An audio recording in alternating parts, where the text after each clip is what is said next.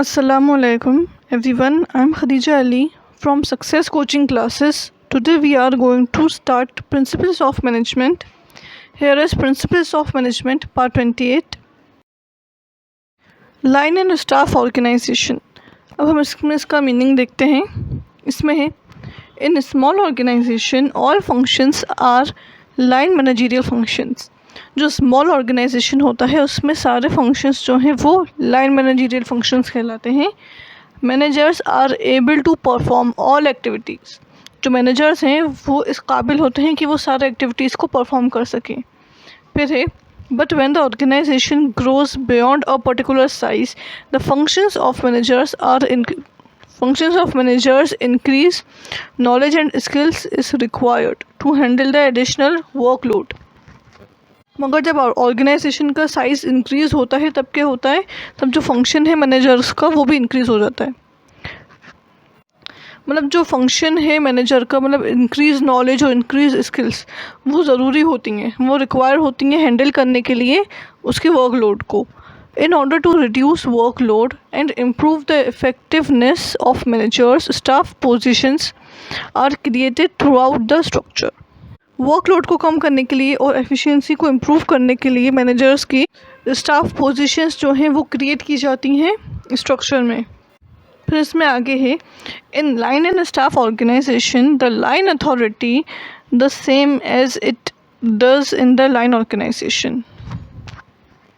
Line and staff organization में जो line authority है वो बिल्कुल सेम होती है जैसे कि लाइन ऑर्गेनाइजेशन में होती है. Authority flows from top to bottom. जो लाइन ऑर्गेनाइजेशन है उसमें भी अथॉरिटी टॉप से बॉटम में फ़्लो कर रही है और जो लाइन एंड स्टाफ ऑर्गेनाइजेशन है उसमें भी same to same authority top से बॉटम में फ़्लो कर रही है. The main difference is the specialist are attached to line managers to advise them on important matters. जो मेन डिफरेंस आता है, ख़ास डिफरेंस इन दोनों चीज़ों में वो क्या है, वो ये डिफरेंस है जो स्पेशलिस्ट होते हैं ना वो इसमें अटैच होते हैं, वो उसमें जुड़ जाते हैं. काहे के लिए, टू लाइन मैनेजर्स में जुड़ जाते हैं. ठीक है, उनके इम्पोर्टेंट मैटर्स में उनको एडवाइस देने के लिए. फिर है the staff managers do not have any power of command in the organization. जो स्टाफ मैनेजर्स हैं उनके पास कोई पावर ऑफ कमांड नहीं है ऑर्गेनाइजेशन में, as they are employed to provide expert advice to the line officers.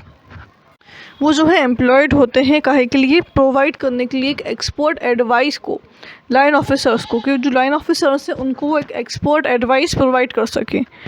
Staff means a supporting function to help the line managers. Staff का मतलब होता है एक सपोर्टिंग फंक्शन हेल्प करने के लिए लाइन मैनेजर्स को, जो लाइन मैनेजर्स को मदद करे.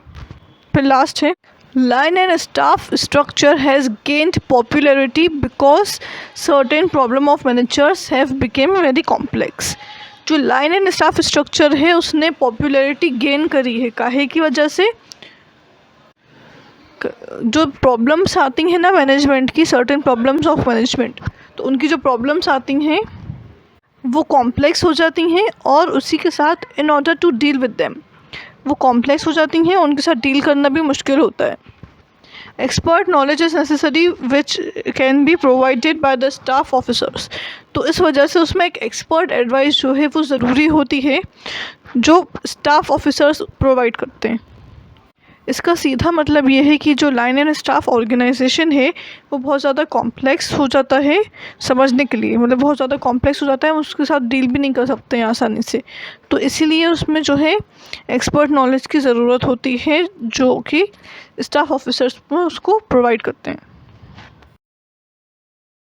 हमारा प्रिंसिपल्स ऑफ मैनेजमेंट का पार्ट 28 एंड होता है. Thanks for watching. Please like, share and subscribe. Press the bell icon.